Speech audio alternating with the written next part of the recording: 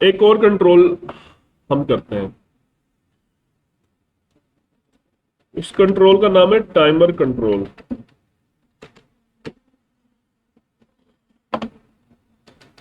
Timer control का basically purpose क्या होता है कि हम इसके जरिए किसी खास टाइम पे कोई खास एक्शन परफॉर्म करवा सकते। ठीक है, फॉर एग्जांपल आपने डैशबोर्ड का नाम सुना है? डैशबोर्ड, डैशबोर्ड किसी भी एप्लीकेशन के अंदर उसके मेन चार्ट्स सामने आ रहे होते हैं, मुख्तलिफ चार्ट्स होते हैं। कॉलमनर चार्ट होता है या पाई चार्ट होता है, जो फॉर एग्जांपल हर 1 मिनट के बाद रन होता है और चार्ट्स को अपडेट करता है, चार्ट्स के डाटा। अब जो फॉर एग्जांपल एक सेल्स का सॉफ्टवेयर है, सेल्स का, मेडिकल स्टोर पे चले जाएं आप, ठीक है, मेडिकल स्टोर पे, किसी बड़े मेडिकल स्टोर पे चले जाएं, वहां पे 1 मिनट के अंदर बहुत सारे इनवॉइसेस एंटर हो रही होती हैं मुख्तलिफ कंप्यूटर्स से। तो जो उसका ओनर बैठा हुआ है वो चाहता है कि मुझे सारे रिजल्ट्स डिस्प्ले होते जाएं, हर मिनट के बाद अपडेट होने चाहिए। मेरे पास जो डैशबोर्ड आ रहा है उसके अंदर एक चार्ट है जो टोटल सेल्स को शो कर रहा है, टोटल सेल्स आज की। तो वो ऑटोमेटिकली हर मिनट के बाद उसका जो डाटा है वो अपडेट होना चाहिए।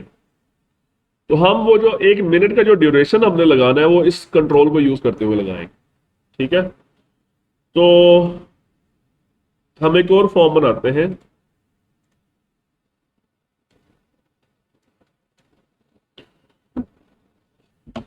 तो हम एक टाइमर कंट्रोल यहां से ऐड करते हैं। ये हमारे पास आ गया टाइमर कंट्रोल, इसको यहां पर ड्रॉप किया, ये ट्रे में जाएगा, ये विजिबिलिटी नहीं होती इसकी कोई भी।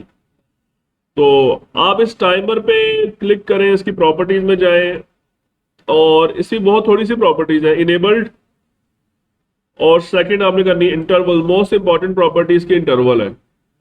इंटरवल से मुराद है वो टाइम है जिस टाइम के बाद इसने आपको एक टिक जनरेट करनी है। व्हाट इज अ टिक? देखो क्लॉक है ना, कन्वेंशनल क्लॉक जो होता है ये हर सेकंड के बाद एक टिक देता है इस तरह से। तो आप ये यूं समझ लें क्लॉक की तरह ही काम करेगा। इसने आपको हर कुछ इंटरवल के बाद आपको एक टिक देनी है, और उस टिक के ऊपर आपने अपना सारा फंक्शन परफॉर्म करना है। यहाँ पे इंटरवल की वैल्यू क्या लिखी हुई है? 100। What is 100 milliseconds? 1 second में 1000 मिली सेकेंड्स होते हैं। तो इट मीन अगर 100 मिली सेकेंड्स पे आपने उसको सेट किया हुआ है, तो ये 1 सेकंड में 10 टाइम्स टिक्स जनरेट करेगा। 10 टिक्स 1 सेकंड में, 1 सेकंड में 10 टाइम्स ये टाइमर जो है ना वो अपना टिक इवेंट को ट्रिगर करेगा। जो इसका इवेंट है ना वो भी एक ही है, टिक, बस, और कोई भी नहीं इवेंट इसका। ये इवेंट कब ट्रिगर होता है? हर कुछ टाइम के बाद। वो टाइम आप कहां से सेट करेंगे? इंटरवल से। मैं इसको सेट कर देता हूँ 1000 पे, 1000 मिली सेकेंड्स, यानी ये हर 1 सेकंड के बाद जनरेट होगा। अब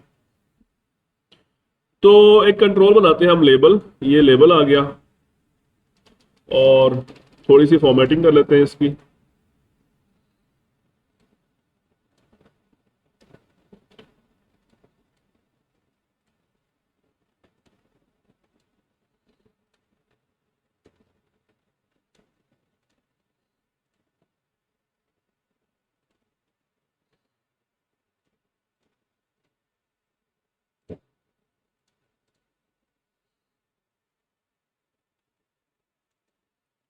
क्या नाम है इस लेबल का? और लेवल 1, हम चलते हैं फॉर्म के लोड इवेंट में। फॉर्म का लोड इवेंट आ गया हमारे सामने, ठीक है। और बल्कि लोड इवेंट में नहीं जाना, हाँ, लोड इवेंट में एक हमने लाइन लिखनी है। क्या नाम है उस लाइन का? timer1 dot enable equal to true. इसको इनेबल करेंगे तो वो चलेगा, अदरवाइज नहीं चलेगा। वो अपनी जो टिक्स देना शुरू करेगा वो इनेबल करने के बाद चलेगा। और अगर आपने उसकी टिक्स को स्टॉप करना है तो इनेबल की प्रॉपर्टी को फॉल्स करना है। लोड इवेंट में जाके हमने टाइमर 1 को क्या कर दिया? ट्रू, मतलब अपना जो है ना वो टिक्स देना स्टार्ट कर दो। सेकंड काम, ये टाइमर 1 का जो इवेंट है इस पे डबल क्लिक करें या टिक इवेंट में चले जाएं। ये इसका इवेंट आ गया timer1 _ टिक, ठीक है। यहां पे हम सिंपल एक काम करेंगे, क्या लिखा है? Label 1 dot text is equal to, एक हमारे पास बिल्ट इन क्लास है उसका नाम है डेट टाइम, उसका एक फंक्शन है उसका नाम क्या है? नाउ। उसका एक आगे फंक्शन है, now is not a function, now is a property. उसका फंक्शन है टू स्ट्रिंग, और यहाँ पे आप इसको अपनी मर्जी का जो है ना वो फॉर्मेट दे दें। तो मुझे बताएं क्या रिस्पॉन्स आएगा इसका। टाइम चेंज होता रहेगा, वो सिस्टम का टाइम डिस्प्ले करवाएगा। ठीक है, ये आपके सामने टाइम चलना शुरू हो गया और ये हर सेकंड के बाद ट्रिगर हो रहा है, इस वजह से वो आपको टाइम अपडेट करके दे रहा है साथ साथ। ठीक है, आप सिर्फ एक टाइमर नहीं बहुत सारे टाइमर बना सकते हैं। अच्छा, ये सिर्फ टाइम डिस्प्ले करने के लिए नहीं होता, कोई भी काम किया जा सकता है। ये दूसरा टाइमर बनाया मैंने, इसका नाम क्या रखा है, टाइमर 2 ऑलरेडी नाम बन गया है। इसको हम 100 के बजाय इसको 10 कर देते हैं। 10 का मतलब क्या है? अच्छा, ये ना इसको मैं कर रहा हूँ टॉप की प्रॉपर्टी फॉल्स कर रहा हूँ, टॉप कर देते हैं इसको। ठीक है, एक ऐसा ही हम बना देते हैं लेबल और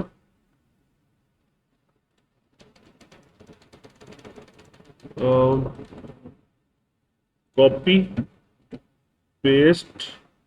सेकंड जो है सेकंड लेबल है, इसको हम यूज करते हैं टाइमर 2 पे।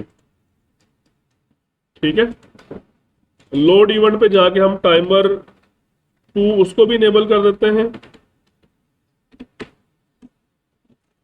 और टाइमर 2 के क्लिक इवेंट पे चलें और स्टॉप वॉच बनाते हैं।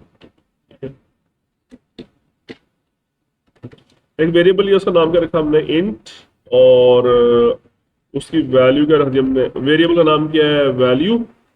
और इनिशियली टाइमर 2 को इनेबल करने से पहले इसकी वैल्यू 0 कर दी, वैसे थी भी 0। और टाइमर 2 के क्लिक इवेंट में क्या होगा,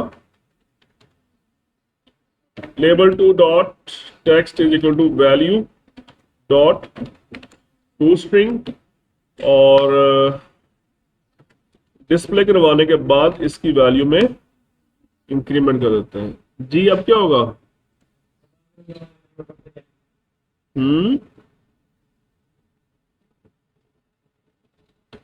अब ये जो नीचे वाला लेबल है ये 1 सेकंड में 100 टाइम्स ट्रिगर कर रहा है, टाइमर का इवेंट 1 सेकंड में 100 टाइम्स ट्रिगर हो रहा है। ठीक है, तो बेसिकली वैसे ये जो मैंने काम किया है ना, ये प्रोफेशनली ये काम होता नहीं है, मैं जस्ट आपको बता रहा हूँ टाइमर्स काम कैसे करते हैं। ठीक है,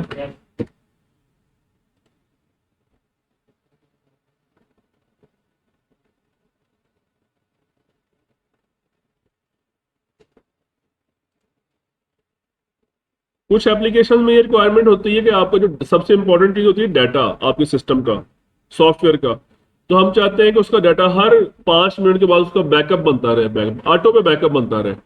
वहां पे आप टाइमर लगाएंगे। डैशबोर्ड्स का मैंने एग्जांपल दे दिया आपको, डैशबोर्ड्स का डाटा अपडेट करना है हर सेकंड बाद तो पॉसिबल नहीं होता, हर मिनट बाद, हर 2 मिनट बाद, तो डाटा हैवी होता है वो। जी एनी क्वेश्चन?